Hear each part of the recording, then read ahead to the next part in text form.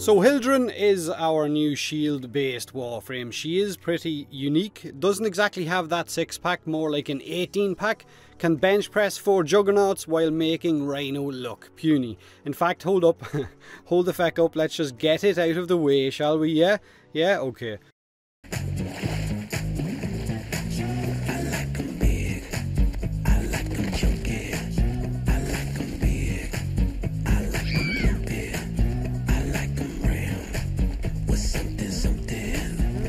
Are you happy now? I know it was being typed by someone in the comment section or something along those lines, so screw it, there you go.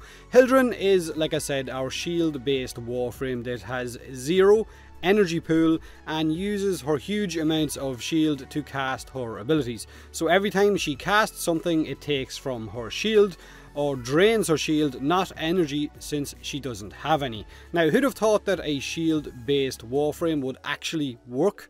But it bloody does. Well, within certain parameters. High level toxic clouds can kill her pretty damn fast if you're not careful. Now, unfortunately, she is a Warframe that, as of right now, at the time of making this video, she can only be gotten from the store for platinum until this Buried Deaths operation event that's going on right now is over, and then you can go and actively farm her parts from, I think, the Exploiter Orb, which is going to unlock at the end of this event.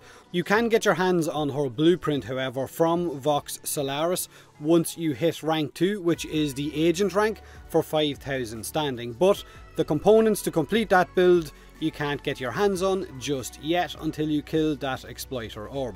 So what do I think of Hildryn and how did I go about modding her? Now, I have been having fun with Hildryn. Now, I didn't think I would because she is a shield based Warframe, but I have been enjoying playing with her, and I've modded her for solo running and also having a squad setup to give your teammates that shield gating effect that she has, while also giving them extra shields as well. Now, some of her abilities are pretty bad against Infested and against Grineer if your squad has a full stack of corrosive projection, because then you can't pillage shields or armor when enemies don't have either. But against Corpus, she is absolutely amazing. Against Grineer, she's great if, like I said, you're not stacking corrosive projection ores. Hildryn's passive is that she has shield gating. We finally get shield gating in game, and it's just for one Warframe, but she can share it with teammates because of that Haven ability. Basically, when her shield depletes, she will become invulnerable for a few seconds, but this passive only resets once her shields regen back up to the maximum amount, or once your teammates' shields regen to that full amount if they are linked to you via Haven. So try not to take damage until your shield fully regens to make the most of her passive. In fact, even mod for a faster shield regen on your Hildryn if you want to make the most out of it.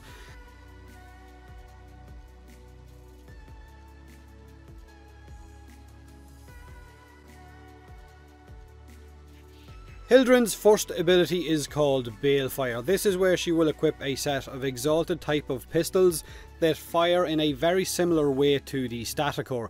They can be modded separately, they are status based, and like I said, like every other exalted weapon, because you can mod them separately, it makes them incredibly strong. Base damage of the ability itself is electric damage.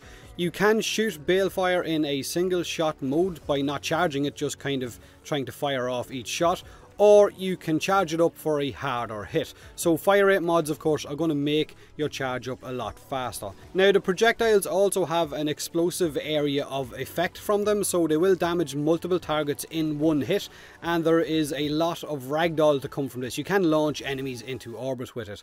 Now, this is the only weapon Hildryn can use when flying around in her ultimate. So once you start flying around, you can't whip out any other weapons. The only one you can use is the Balefire pistols. Now, Hildryn's second and without a doubt her most important ability is called Shield Pillage.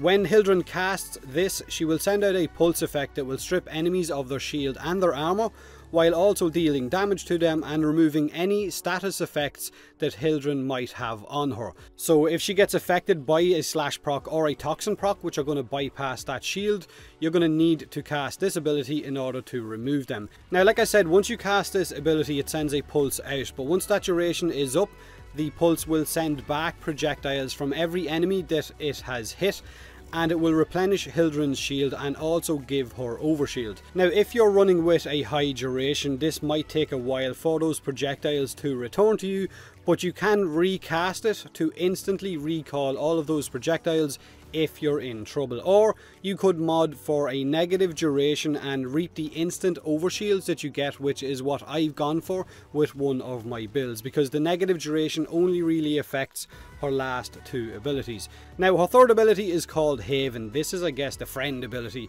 This will link your Hildryn to nearby teammates, replenishing their shields, giving them extra shield, but also giving them shield gating, giving them that effect whenever their shields are completely depleted.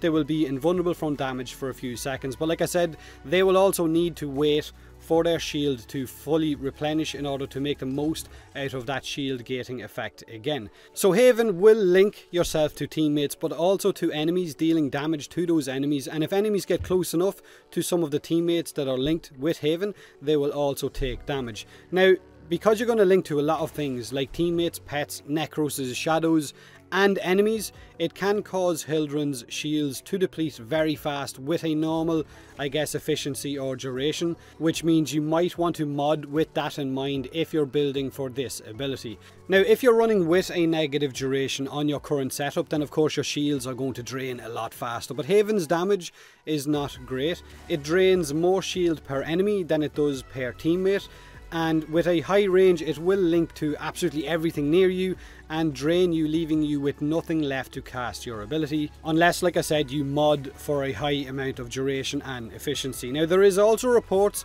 of Haven maybe draining the Orb Mother's shields, so maybe that's something that might be hotfixed, or maybe it's intentional, I'm not entirely sure. Now Hildryn's final ability is called Aegis Storm, and this is where Hildryn will fly or hover in the air, she's a javelin boys, where she can use no weapons other than her Balefire ones. Enemies inside the radius of Aegis Storm will be lifted up into the air, kind of like Bastille, but they will take damage over time, and every few seconds they will drop an energy orb, which is great for Hildryn.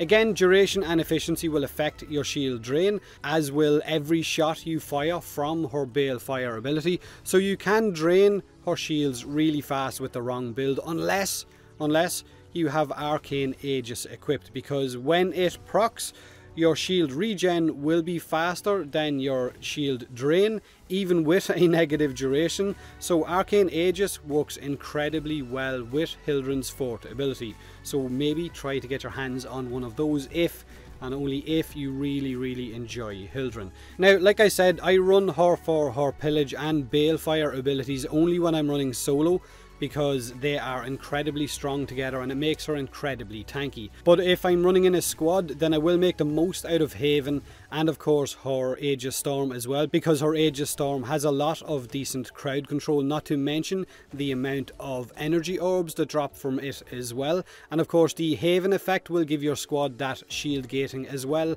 as extra shield. Now, energy orbs replenish her shields. Arcane Energize will also work because of this, so it's another really great arcane. Arcane Strike I think might work with her Balefire pistols, but some mods are a definite no-go. The Rage or Hunter Adrenaline mods won't work since she has no energy. They won't regen shield instead. The Augur mod set bonus won't work. Quick Thinking mods won't work. Energy Siphon doesn't work. Aviator, I've kind of seen mixed reports on. Some people say it does work, some people say it doesn't. I've kind of found it hard to find out in testing, I've not noticed it enough, and if I'm being honest, I prefer to run with some of the drift mods instead. Now, Brief Respite is also another mod that doesn't work, and because she is a shield based frame, you don't have to worry about energy drain from Eximus auras from certain enemies. So Hildryn, like I said, is definitely unique when it comes to looking at all of the Warframes we have. She is powerful in some aspects, but not so much in others.